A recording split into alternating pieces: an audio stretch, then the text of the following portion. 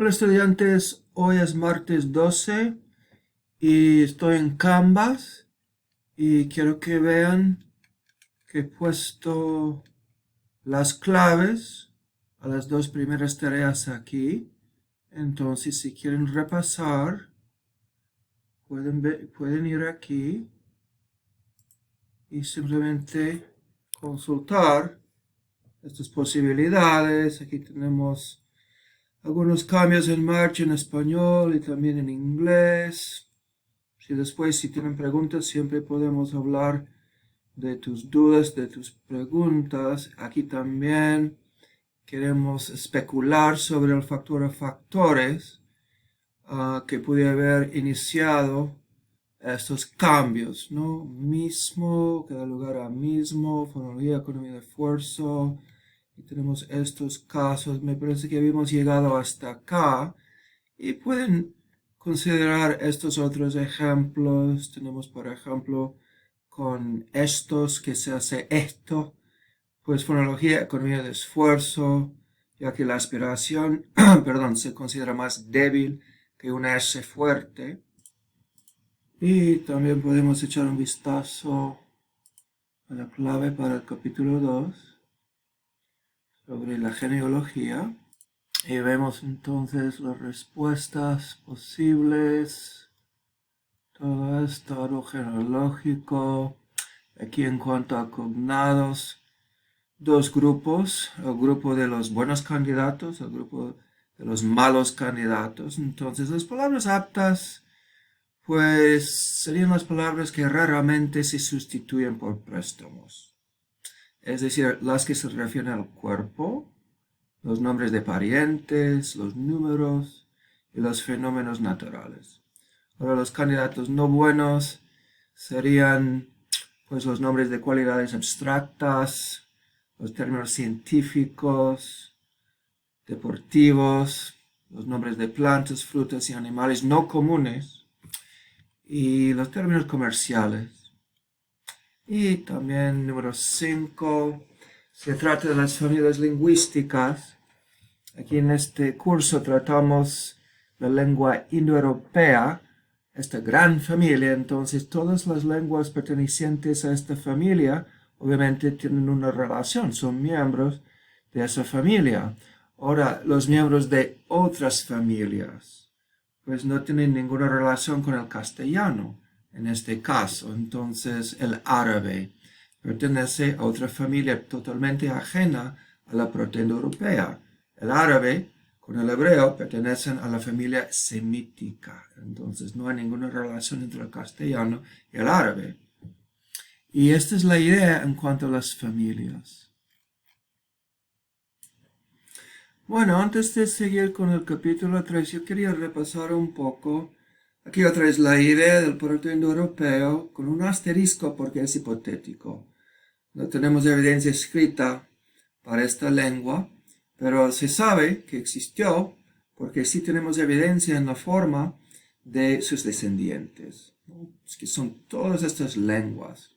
Tenemos subfamilias, todas estas lenguas tienen un parentesco más cercano que, por ejemplo, las lenguas de germánica, del grupo germánico. Entonces tenemos el grupo céltico, germánico, indoiranio, helénico y también itálico. Para nosotros el itálico, por supuesto, es el más importante, porque del itálico o en el grupo itálico tenemos latín, que da lugar a las lenguas romances, italiano, francés, romano, portugués, dalmata y el español. Es muy importante en nuestra historia esta idea de diglosia. Entonces, diglosia otra vez el uso de dos o más lenguas o variedades de la misma lengua para funciones sociales distintas.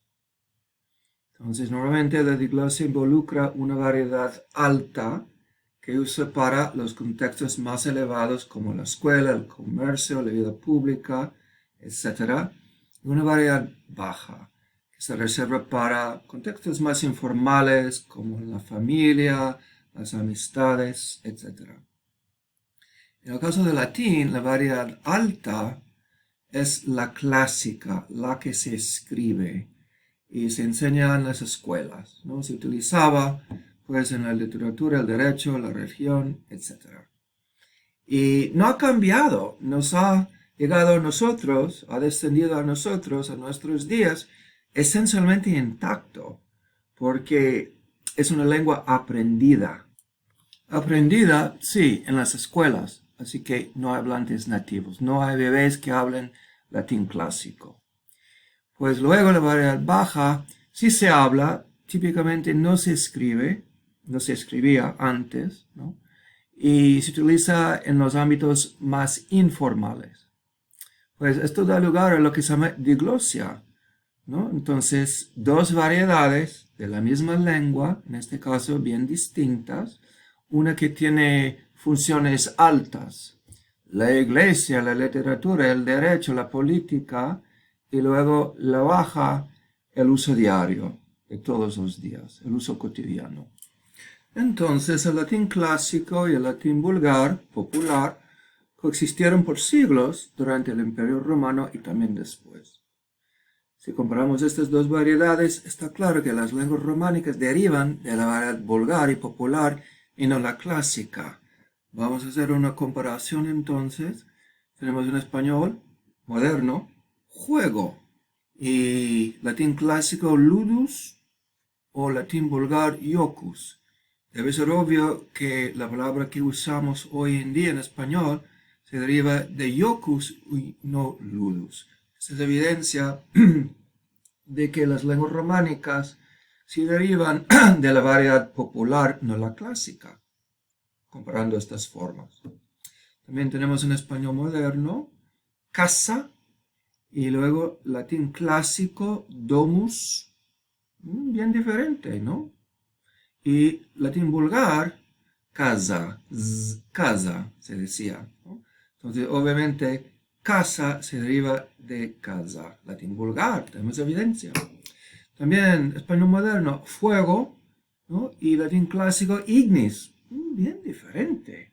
Sin embargo, con la variedad del latín popular, tenemos focus, bastante semejante a la versión moderna. Entonces, no hay duda de que el español moderno con las otras lenguas románicas derivan pues del latín vulgar, la variedad popular. Bueno, vamos a empezar el capítulo 3, que trata la historia externa de la península ibérica hasta finales del siglo XIII. Entonces, aquí considerar las lenguas que existían en la península antes de la llegada de los romanos en el año 218 a.C. Entonces, estas lenguas prerrománicas también reciben el nombre de lenguas del sustrato. Ya existían al llegar el latín. Entonces, son el íbero, o también se dice ibero, yo utilizo las dos formas. Que viva la variación. Y también la lengua celta. Tenemos fenicio, cartaginés, el griego y el vasco. Estas son las lenguas principales que ya existían en la península al llegar los romanos otra vez en 218 a.C. Esta es una de las fechas importantes que siempre llevamos en la cabeza. Si yo les pregunto, ¿qué ocurrió en 1492? Ustedes ya saben automáticamente, 1492, Columbus sailed the ocean blue. Entonces, para nosotros, 218 a.C. es una de esas fechas. Se sabe automáticamente lo que ocurrió en ese año. También después hablaremos de las lenguas del adstrato. Estas son las lenguas que llegan después de estar establecida la lengua latina en la península. Entonces es como un bocadillo, ¿no? Tenemos un panecico aquí, después el jamón del bocadillo y después otro pedazo de pan. Entonces el latín representa el jamón o el queso de nuestro bocadillo y las lenguas del sustrato, un pan y después lenguas del adstrato, otro pan. Aquí tenemos un mapa que nos da una idea de la situación lingüística en la Iberia prerromana Entonces, en toda esta zona grande tenemos el ibero, ¿no? Grupos afiliados que tenían una lengua en común. Los llamamos los iberos. Y también área celta bastante grande. Toda esta zona se hablaba el celta. Y también aquí un grupo de gentes mixtas, ¿no? Se entrecasaron los celtas con los iberos, entonces tenemos una especie de híbrida, una lengua híbrida, que es el celtibérico. Y también aquí un poco más al norte, área de los vascones, ¿no? Los antepasados de los vascos de hoy en día. Ahora bien, en general, la influencia de estas lenguas en el latín de la península no es muy grande. Eso para empezar. Bueno, es poco lo que se sabe de los pueblos que vivían en la península antes de la llegada de los romanos. Sin embargo, sí se pueden distinguir varios grupos étnicos bien diversificados. Por ejemplo, los iberos. Los iberos ocupan una zona muy grande que incluye la franja costera mediterránea y también el Valle del Ebro. Y Ebro quiere decir río, ¿no? Viene de Iber y que obviamente viene del ibero. Entonces, Ebro quiere decir río. Y no se sabe de dónde ni cuándo vienen a la península los iberos. Posible que fueran los descendientes de las tribus que ocuparon asentamientos como los de Altamira en Cantabria y Atapuerca en Burgos, y que dejaron testimonio de su existencia en la forma de imágenes pintadas en las cuevas. No sé si han tenido la oportunidad de ir a Altamira, es fabulosa. Yo fui una vez a la cueva de Altamira y también he ido a la cueva de Nerja en el sur de España y realmente son lugares que me dan escalofríos, realmente fascinantes. Bueno, los iberos dejaron numerosas inscripciones difíciles, si no imposibles de descifrar, que denotan una lengua común, no indoeuropea, en todo el territorio que habitaban. Su influencia en el léxico del latín no es segura. De posible origen ibero son palabras que tienen que ver con la vida doméstica y la vida rural. Son palabras posiblemente como barro, charco, gordo, manteca, perro y álamo. Remember the Alamo. También tenemos los celtas. Los celtas son tribus nómadas de indoeuropeos que invaden la península en el siglo VI a.C. Se instalan en Galicia y en Portugal, lo que hoy sería Galicia, lo que hoy sería Portugal, y luego invaden y ocupan la meseta central, donde se mezclan con grupos de iberos. De esta unión nace un nuevo grupo, son los celtíberos. Los celtíberos adoptan muchas de las costumbres de los iberos, pero siguen hablando la lengua celta. Y la influencia de la lengua celta durante la época romana se nota en numerosos préstamos lexicales, palabras. Por ejemplo, dos palabras celtas para fortaleza aparecen en la forma de topónimos. Los topónimos son simplemente nombres propios del lugar. Entonces tenemos Briga, que forma parte de Coimbra, antes Conimbriga, y también Dunum, que aparece en el nombre de Navardún, que es un pueblo cerca de Zaragoza. Otras palabras de origen celta son beleño, es una especie de narcótico que se asocia con las brujas muchas veces, y bota, braga, prenda defensiva, en aquel entonces una especie de calzón, cama, camino, carro, cerveza, gancho, losa, legua y vasallo. Muchas palabras de influencia o que son préstamos de la lengua celta. También los fenicios, otro grupo indígena, es un pueblo semítico que procede de Próximo Oriente, hoy sería el Líbano, Llegan a la península en el siglo VIII a.C.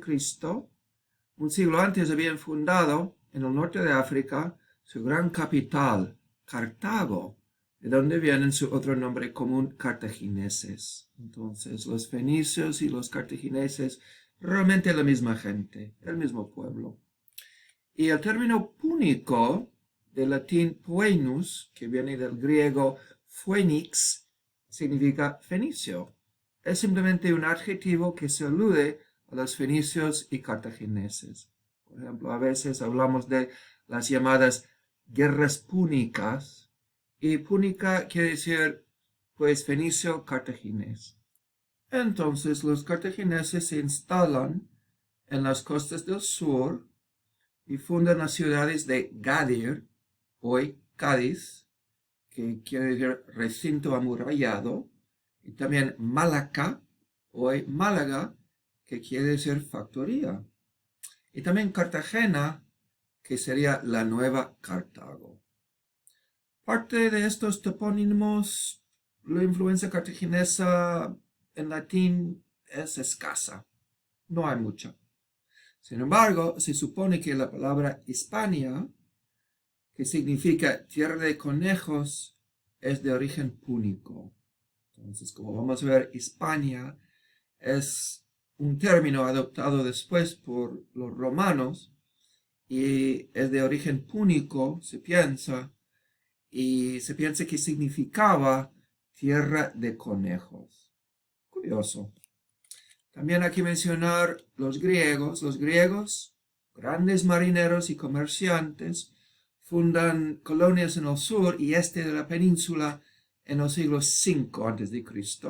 Su centro más importante es Ampurias, del griego emporion, que quiere decir centro de comercio marítimo. Ahora bien, los griegos ejercen una fuerte influencia cultural sobre los antiguos habitantes a lo largo de la costa oriental y sur. Contribuyen al desarrollo de la metalurgia e introducen el olivo y la vid, que para mí son dos productos simbólicos de España, ¿no? Las aceitunas y también el vino. La influencia de la lengua griega, que es una lengua indoeuropea, en la península es mínima. Sin embargo, fueron los griegos quienes dan el nombre de Iberia a la península. Entonces, Ibero, como hemos visto, quiere decir río o los del río. Y fueron los griegos los primeros en utilizar este nombre para denotar toda esa zona, ¿no?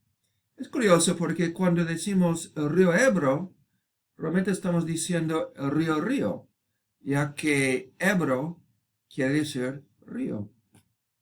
Los vascos, bueno, no se sabe mucho de ellos, pues en cuanto a su llegada, algunos científicos piensan que procedieron del norte de África en un periodo muy remoto, se supone antes de 10.000 a.C. A diferencia de los otros grupos prerromanos, los vascos y su lengua sobreviven hoy en día. En el País Vasco, en Navarra y en el departamento francés Pirineo-Atlantique. La lengua de los vascos, llamada también vasco, vascuence o euskera, es de origen desconocido. Sin embargo, se sabe que no es indoeuropea. Aparte de la toponimia, la influencia de la lengua vasca en el léxico español no es muy grande. Solo hay un puñado de palabras de seguro origen vasco en el castellano. Una de las más seguras es la palabra izquierda, que proviene del vasco esquerdo, zurdo, que reemplazó la palabra latina siniestra cuando ésta adquirió connotaciones negativas. Y entonces no hay mucha influencia en cuanto al léxico, pero sí hay bastante influencia en cuanto a los apellidos. Los vascos han emigrado a muchos países, entonces se han difundido sus apellidos por todo el mundo. Entonces son apellidos como Echevarría, Zubizarreta, Goicoechea, Echegaray, etc. Entonces, es posible reconocer la influencia de la lengua vasca en los apellidos de los españoles que han viajado por el mundo. Bueno, entonces vamos a hablar de la llegada de los romanos a la península. Y a partir del siglo III a.C. surge una gran rivalidad entre Cartago y Roma, las llamadas guerras púnicas. Los cartagineses tratan de mantener su influencia en el Mediterráneo y adaptan un carácter cada vez más imperialista y militar en la península ibérica. Los romanos llegan a la península por primera vez en 218 a.C., desembarcando en Ampurias. Tras años de conflictos, los romanos consiguen tomar las ciudades de Cádiz y Cartagena en 206 a.C.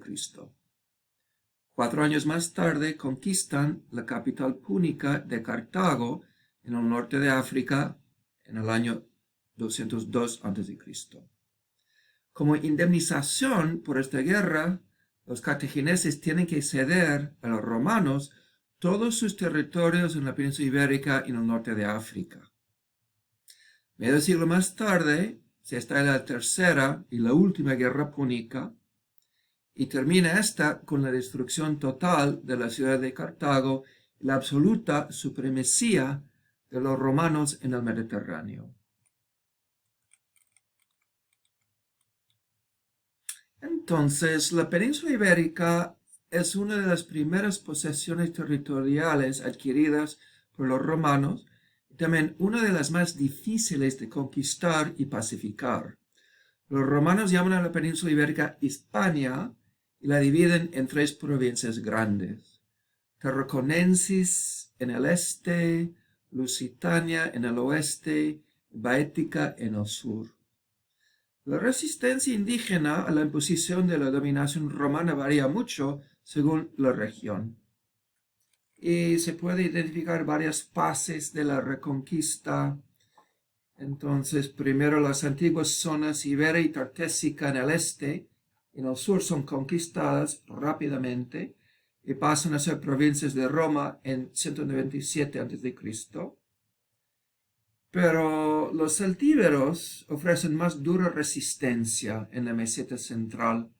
Durante este periodo, 154 a 82 a.C., se establecen un gran número de colonos, soldados, mercaderes y funcionarios romanos en Hispania, y hay mucho contacto entre romanos y celtíberos durante este periodo.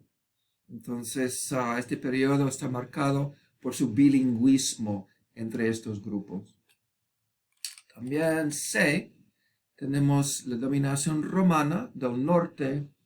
No es muy fuerte, ya que los vascuenses, o sea, los cántabros, los astures y los vascones resisten mucho.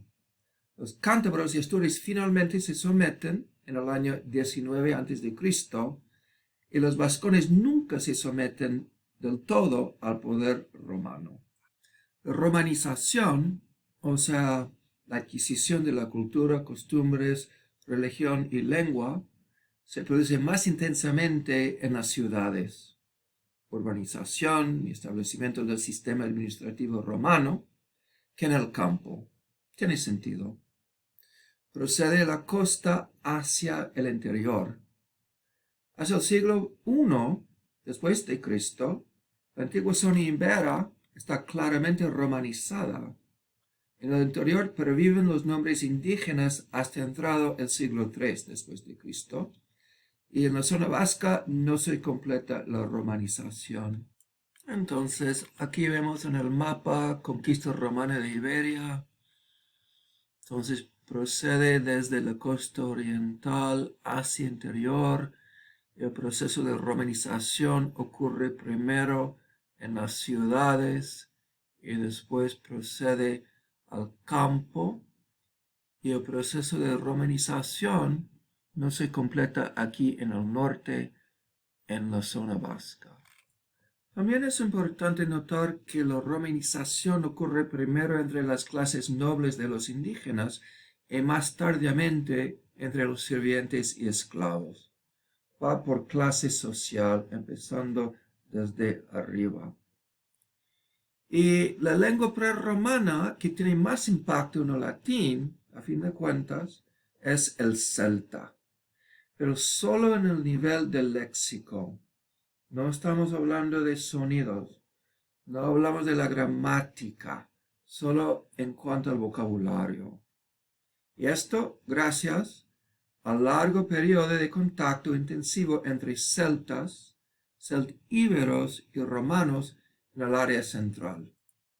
Entonces se supone que existe una diglosia para los celtas celtíberos que cada vez más emplean el latín para poder funcionar en la sociedad romana, o sea, para participar en el comercio, la administración, el ejército, etc. Otra es diglosia, el uso de dos lenguas o dos variedades de la misma lengua o más para funciones sociales diferentes. Entonces, emplean los celtíberos el latín en el comercio, administración, ejército, etc. En cambio, la lengua celta queda relegada a ámbitos familiares y domésticos.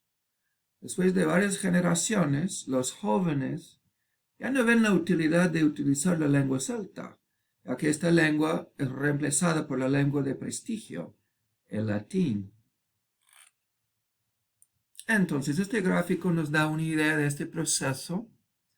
Entonces, empezamos, por ejemplo, primero monolingüismo, solo hablan el celta, y después los celtas celtíberos empiezan a ser bilingües, pasan por este periodo de bilingüismo y una situación de diglosia. Se usa el latín, en este caso la lengua alta, para funciones de comercio, administración, ley, derecho, etc. Y el celta en los ámbitos domésticos, en el mercado local, en la familia, entre los amigos, etc.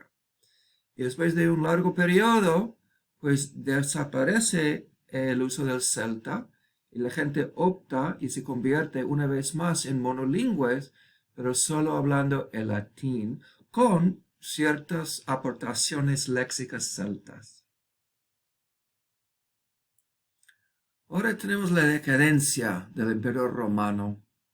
¿Por qué terminó el Gran Imperio Romano? Entonces, a partir del siglo III después de Cristo, el Imperio Romano se encuentra en crisis debido a varios factores. La destrucción de la clase media. La administración romana impone el servicio militar obligatorio. También impuestos cada vez más altos para financiar el mantenimiento de los soldados en las provincias. Los agricultores tienen que abandonar sus tierras y ceder o venderlas a un pequeño grupo de familias ricas. El comercio en general decae y lleva a un progresivo empobrecimiento de las ciudades. Problemas. El poder económico se centra entonces en el campo, en un éxodo hacia las zonas rurales donde el colono o campesino proporciona mano de obra barata. Se crea una nueva relación entre el dueño de la tierra y el campesino, que realmente es el origen del sistema feudal. Otro factor es la corrupción. Corrupción en el gobierno y la burocracia. Los bienes del pueblo cada vez más terminan en manos de los políticos y burócratas. También podemos mencionar el creciente autoritarismo. Los emperadores romanos se vuelven cada vez más crueles. Calígula, Claudio, Nero, por ejemplo, malísimos emperadores. La falta de un mecanismo para la elección de nuevos emperadores lleva a guerras civiles. La inestabilidad política hace que el poder se pase al ejército. Es un problema. Ahora los jefes militares son los que deciden quién va a ser emperador. Crece la violencia y la delincuencia en las calles. Entonces, estos problemas internos debilitan el imperio y lo dejan vulnerable a la penetración de bárbaros germánicos del norte. Los romanos ya no son capaces de defender las fronteras de su imperio. En 410 después de Cristo, bajo el visigodo Alarico, los germánicos consiguen saquear Roma, el momento más bajo del imperio romano. La fecha que se suele dar para el fin definitivo del imperio romano es 476, cuando el general Odoacro depone al último emperador Romulus Augustus. Y se acabó.